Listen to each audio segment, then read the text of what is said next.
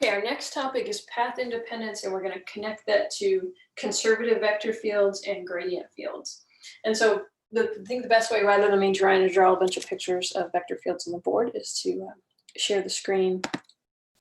Go to a page in your journals. Okay, there's a page in your journals that talks about paths from A to B. And in this case, we want to look at this vector field, really simple vector field in R2, x and 0. So if you look at let me zoom in a little bit here. This vector field here, the blue vectors, they're all pointing away from the y-axis, and that makes sense. Again, this is one that you could plot by hand, no problem. But we're focusing on these 2 points A and B in this case. And if I take the path from A to B, it's easy to see that we are always moving with the vectors in the field. We can compute the work. It's pretty easy. The path is a nice linear path. T goes from 0 to 1. It's the line segment 1 plus t1 because you're starting at the point 1, 1. You're moving 1 in the x direction. So you're adding that t there, but not here. And so this work done using our formula is 3/2. But here's what's interesting. There's 4 other examples on this page. We'll zoom in out a bit so you can see the 4 of them. Every time A and B is the same, but we're going to take some different paths. We're going to take a little bit longer rectilinear path, another shorter rectilinear path, and then this sort of semicircular path from A to B. And we will compute the work each time. Now notice that in path 2, we're not smooth, right? Because these corner points, those are our problem points where R of t is not differentiable there, but it is piecewise smooth from this segment plus this segment, this one plus this. So we actually have to compute the work. So this is an example where we can compute the work of a piecewise smooth function, piecewise defined R of t. So there are 4 pieces. Each one's a line segment, so no problem. Again, each R of t is linear. T goes from 0 to 1, this first part here, then from 1 to 2. It's this line segment, then from 2 to 3. So I purposely created that so we would have this nice linear but piecewise smooth. And so then compute the work. You actually have to compute 4 work intervals and add them together. So that's what's shown here. From 0 to 1, we do the first line segment, which is linear, and you take the derivative of that section of the function. So the derivative, this is R of t, the derivative is then minus 2, 0, the first part. Over the next piece, you do another integral. Now t goes from 1 to 2. You take the second part of the piecewise defined function, which is right here. The derivative of that is 0 minus 2, so that's what appears here. In each case, the f of xy will change because you're actually computing f of x t y t. So right, that's the first part. Anyway, you add all these up, you compute those integrals, and you get 3/2. So these are easy ones you could check by hand. But isn't that kind of weird? I mean, look at this path. The first path, path 1, was direct. The second one is this pretty roundabout, rectilinear path. But when you think about it, though, actually, let's go back and zoom in on the path 2. Right, path 1 just went directly across there. Path 1, you start off on the first line segment, and you're going against the movement of the field partially, and then with it. So you actually might say in some, maybe that's pretty close to 0, right? You're moving against the field for this first part till you get the y-axis, then you're moving with it. And then down here, then this way, we're always moving orthogonal, so the work is 0. Same thing on the 4th line segment, the work is 0. And then you can actually show that this section of the 3rd line segment, of course, is just like the first one, which bottom out, canceled out to 0. So really, we just have this little segment that contributes anything. That is the exact same motion in the field as path 1, which was the direct path from A to B. So maybe that makes sense then when we actually think about it, that would also have the same work integral. So let's try a third path. Let's try another rectilinear one. That makes it pretty easy to do the computation. So we are piecewise smooth over 3 pieces. This is our plane curve, piecewise defined. This would be the work. I'm now adding up 3 integrals. And yet again, I get 3/2. Again, you can kind of look at the figure and say, okay, that makes sense because, orthogonal, so no work done on that line segment. And the last one is also orthogonal, no work done. So it's really just the work done from this point to this point, which is exactly the same as the work, because the field is the same whether I'm up here at the point 1, 2, 2 to 2, 2, or down here at the point 1, 1 to 2, 1. Okay, well, maybe it's the fact that these are all linear or piecewise linear, so let's try this fourth one, which is nonlinear curve, this sort of semicircular shape from A to B. In this case, the path is given by, zoom out a bit, given by this plane curve, which shows the nonlinearity and the fact that it is upper half of a semicircle here, but shifted up to start at the point 1, 1. So hopefully you see the sines and cosines hint towards the circular part of it. All right, but same thing, work integral, go ahead and compute that. Not a bad integral, not quite as easy as the linears, but not bad. And you get 3/2 once again. Again, that's pretty curious, but maybe it makes sense for this particular example. So that brings us to the next page on path independence. And the idea here, those 4 examples, every time the work computed to go from A to B, no matter which of those 4 paths you took, some of them were longer than others, some was more direct, we still got 3/2 was the work done by the field. And even if you were to take this crazy little windy, very long path from A to B, the work would be 3/2. Now, how do I know that? I haven't even given you an R of t to say that, but I know that because some properties of that field. The field f of xy equals x0 is actually a gradient field. So remember that from a few pages back. This was one of the examples we were able to prove was a gradient field, which meant there existed a potential function, a scalar function little f, that when I took the gradient of that little f, I got this vector field back. And we were able to do that and show that this was a gradient field. That's going to be an important key. We're going to come back to that in a moment. For now, though, what we're going to do is make this definition.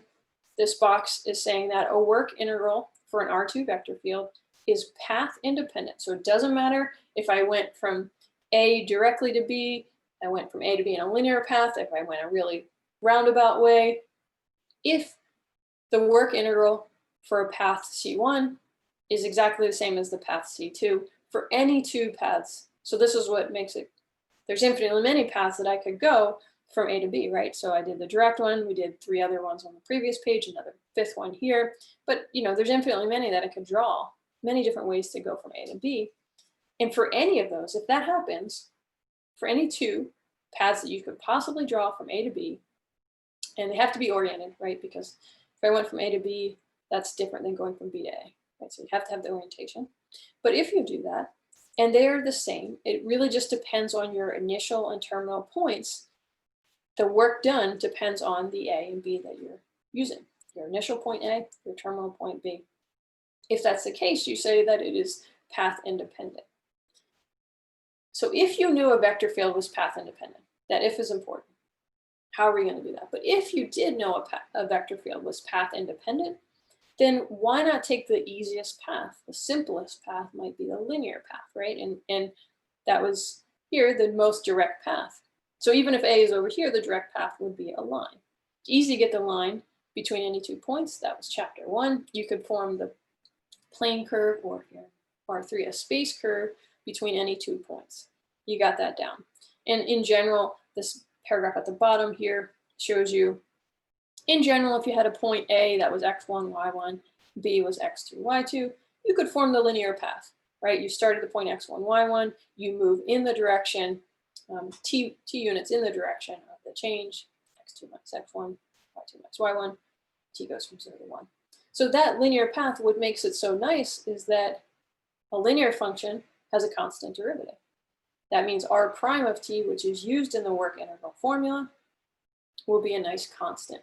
So when you're computing this second part here, r prime of t, you're always going to have nice constant functions. That makes the work a little bit easier. So if you have to compute a work integral, and you know the path is, for this particular vector field, that it is path independent, which means it doesn't matter how you choose to go from A to B, you might as well choose to go the easiest way, which would be a linear way. Again, that part about knowing if a vector field is path independent is going to be, we're going to get there, but that's not totally straightforward. You can't just look at one right off the bat and say that. Okay, so now we're ready to actually connect conservative vector fields and path independence. And so this is an important page to read. Make sure you can read it carefully.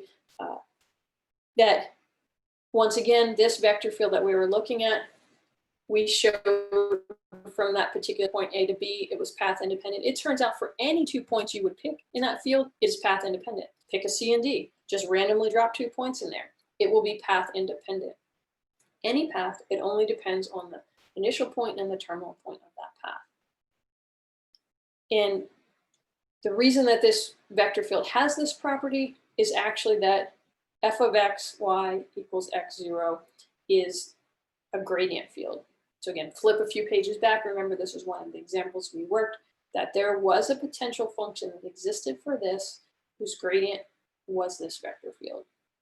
Now, another vocabulary is that a gradient field, a synonym for it is it's also called a conservative vector field. Why does that make sense? We're finally ready to understand why those are two synonyms, gradient vector field, conservative vector field, and it's because of the idea of a closed path. So a path is closed if the initial and terminal points are the same. So great, we had A and B, but if you're in a vector field and A and B are actually the same, there's a closed path from A to B. If that's the case and you're path independent, then what happens to your, if you are path independent, it doesn't matter what happens to your work done.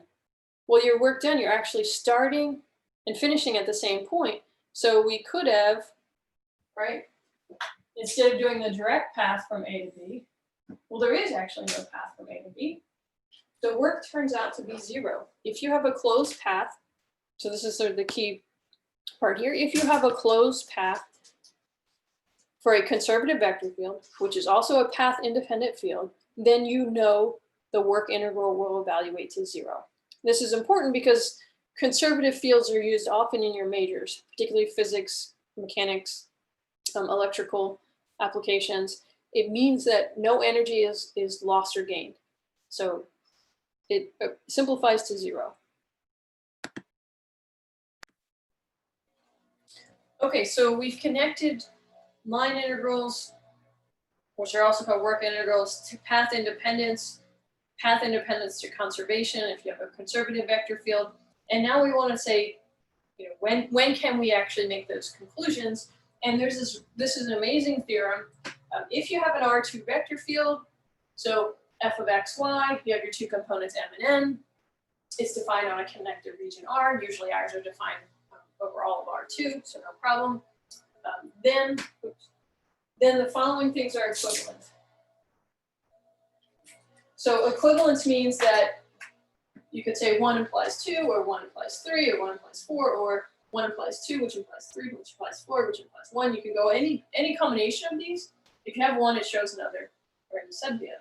So the first statement is there exists a function f such that the gradient of f is the field, which is really just, remember this was our potential function, which means that this was a gradient field in our new vocabulary for that, which also just means gradient field means it's also a conservative vector field.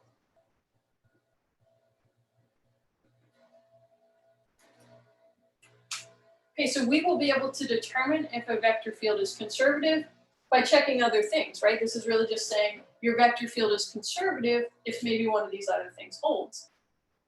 So the line integral over every closed path C is 0. Again, this is the conservation property. If I start, take a path, and come back to that same point, my path is closed, so therefore the work integral has to be 0. That's this computation here. Any closed path you could pick in that field, the work line integral is what we were calling our work integral, right? Because we're really measuring work. We're doing an integral over a line R. That's how I got the name. You're in some field, and there's a line integral R through that field. R is sometimes called the line.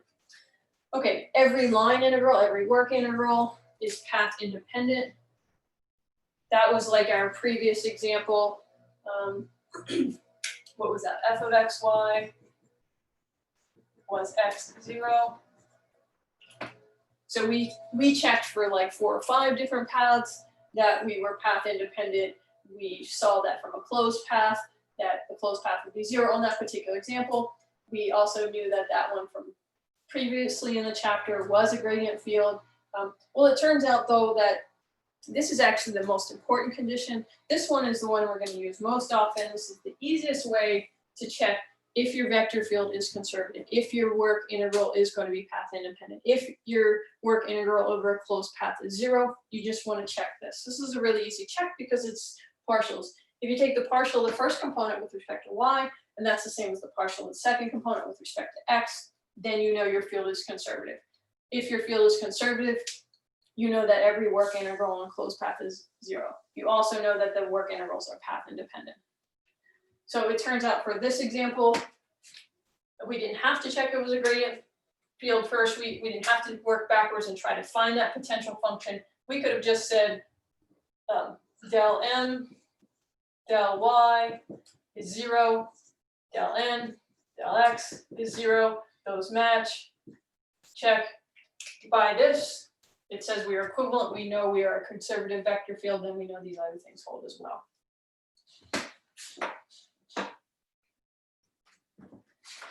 Okay, so I want to work a couple examples based off this conservative conservation theorem. So I'll erase the board. Okay, the example I want to work actually is going to get us to use the conservative test, but it kind of looks like a problem we've already done, and we can do it a couple ways now. So we want to compute the work done by this R2 vector field to move a particle along the line segment from 2, 4 to 3, 0. So in this case, they haven't given us a R of t plane curve to describe that, but we can get it. It's, right, we just have a line segment from 2 to 4 to 3, 0. That's our motion. So the R of t then would have to start at the point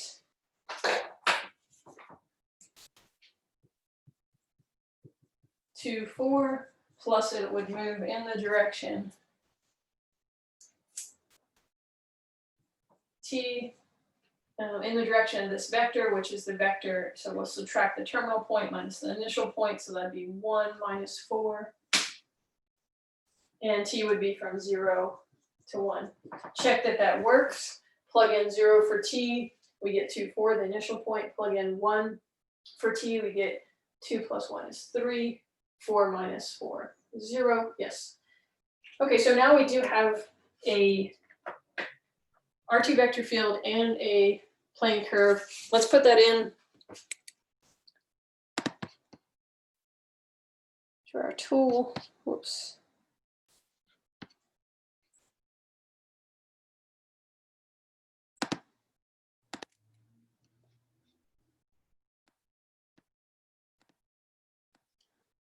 So we have this old vector field. Let's change it to the one we have now. X cubed, Y cubed.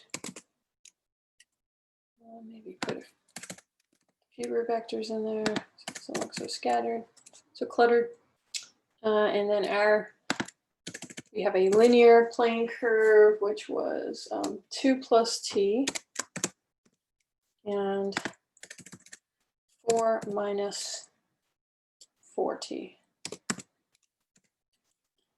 And that's supposed to be going from 2, 4 to 3, 0. Yes, it is. And that's the right orientation. So we've done that part right. And now we want to compute the work. Let's see, we look like we're going in a negative opposite direction. So some negatives in the beginning and then sort of orthogonals here. Some more orthogonal. So maybe we're thinking could be a negative value to move through that field. Okay. Again, we can already do this given the formula that we had. So let's just do it that way, and then we'll come back and relate it to conservation and determining if this field is conservative or not. So the old way, though, we'd say we are trying to do this from t goes from 0 to 1, dotting the derivative. So again, this was 2 plus t, 4 minus 4t. The derivative then is 1 minus 4 with respect to t, and then we need to put here f of xt rt. So this is your x of t, y of t. We need to plug that in to f. So 2 plus t, 4 minus 4t. Apply that to the vector function that describes the vector field, which is x cubed, y cubed. So the vector that it outputs when you input 2 plus t, 4 minus 4t, it will output 2 plus t cubed. And 4 minus 4t cubed. You dot that with 1 minus 4 and integrate. And so we just have to do a little bit of foiling, cubing these things, doing a dot product, and we'll get our answer for the work. So we know how to do it from there. We know how to set it up and take care of it. Now what I want to show us, though, is that this is actually can be done another way that's easier. So it depends on if this field is conservative. If this field is conservative, even though this is an easy linear path, it's going to get even easier for us, right? So if it was conservative, we could know it's path independent. We could take the easiest path from A to B, which actually we already have. But again, we're going to show you that it gets even better than that. What's something called the fundamental theorem of line integrals. So let's see, is this thing conservative? So that would mean, can I come up with a potential function, a scalar function f, that when I take its gradient, I get this R2 vector field back. So we have a way of trying to do that sort of trial and error. And for some of the problems, we were able to answer that question. Or we now have this new test that's even easier.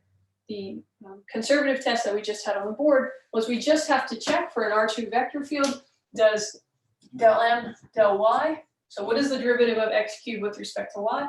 That's 0. Does that equal del n, del x? What is the derivative of y cubed with respect to x? That's also 0. These match, so therefore our vector field is conservative. That's an important property for us. Because we are a conservative vector field, and again, we're very excited to find those. Not all vector fields, if you just were to make one up out of the air with an m and an n, not all of those are going to be conservative, which also means they're gradient vector fields. Remember we talked about that, that was kind of rare to find those. Because it's conservative, then we can now use the fundamental theorem of line integrals, and it might be easier to screen share it this way.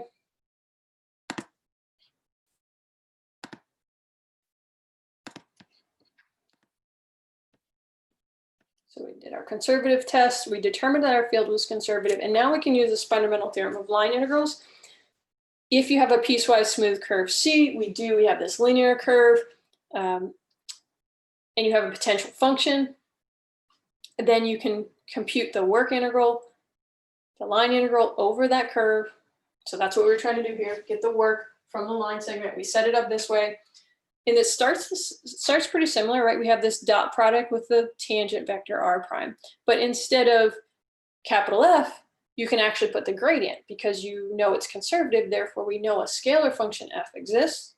So we need this potential function little f, right? We need that guy, but we can replace that vector field with the potential function's gradient there.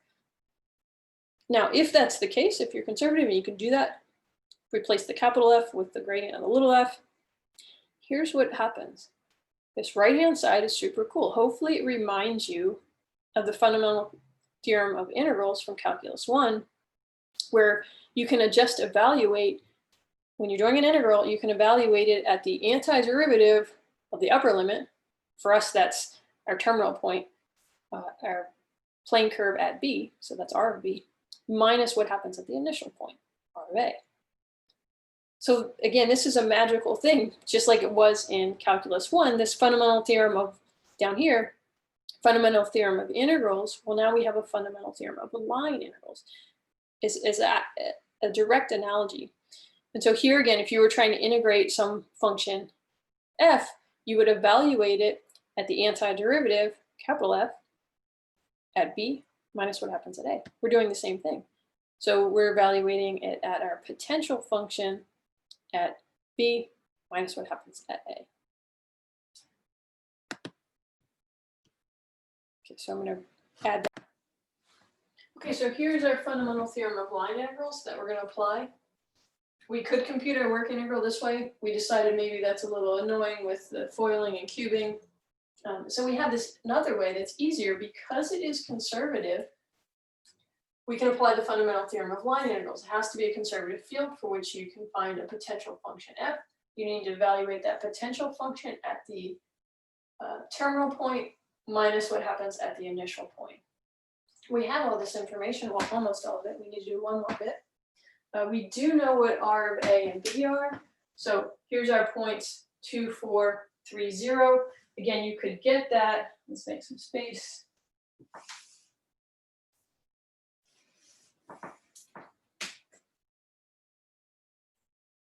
T goes from 0 to 1.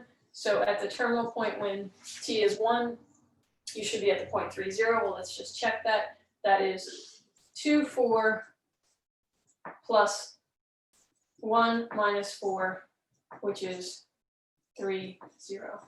So you can think of that as also just the point 3, 0, right? That's the point you end up at. And so we also need the initial. When T is 0, we'll be at 2, 4, which is also just the point, the terminal point of that vector. And so what we need now in this formula, we have the R of 1, that's our B, R of 0, that's our initial point. We have that, we need F. So another way to compute the work using the fundamental theorem of line integrals, this work is also going to be F at 3, 0 minus F at 2, 4. Last piece that we need then is this little f. What is the little f? The definition is that little f is your potential function. It is the function that when you take its gradient, you get this back. We know it must exist by the conservation test that we just did. And so we have to get this, and we know it should exist, so it shouldn't be too hard to work backwards doing the partial integration. Remember, we need a function that when I take its partial with respect to x, I get x cubed. So I need to integrate x cubed with respect to x. That's just 1/4 x cubed. So here is our potential function. 1/4 x cubed plus, x to the 4th. So 1/4 x to the 4th plus 1/4 y to the 4th. That function now is a function that when you take its partial with respect to x, you get the first component, it's partial with respect to y. You get the second component because again, the gradient of f of xy is x cubed, y cubed, which is the vector field. So now we found this potential function f. All I have to do is evaluate that potential function at 3, 0. So that would be 1/4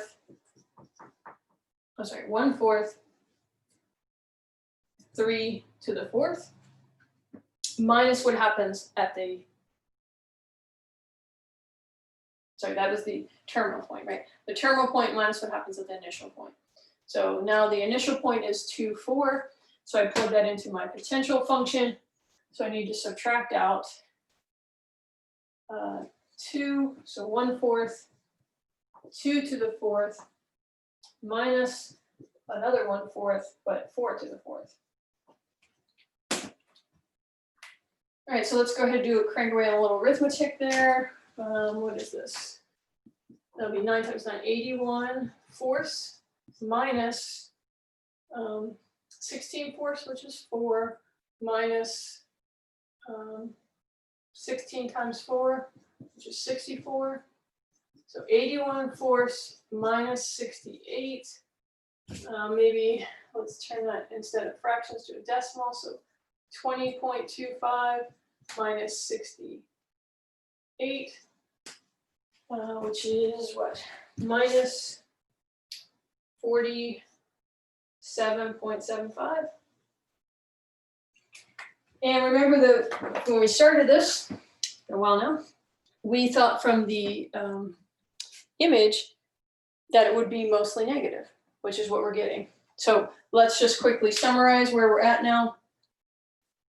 We can compute work intervals two ways. We can compute them just the direct long way, but if we know that this field is conservative, we have a shorter way. There's an easy way to check whether a field is conservative.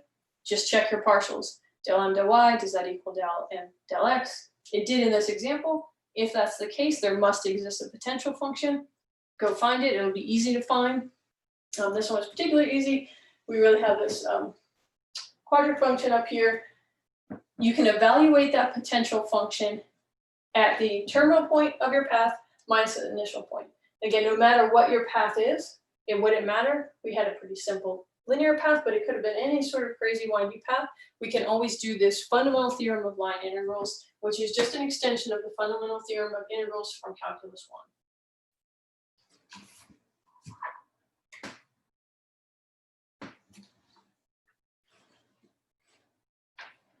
Okay, so you have a few more that you can practice. Sometimes I will give you a potential function to make the work a little bit easier so you don't have to try to hunt and find one.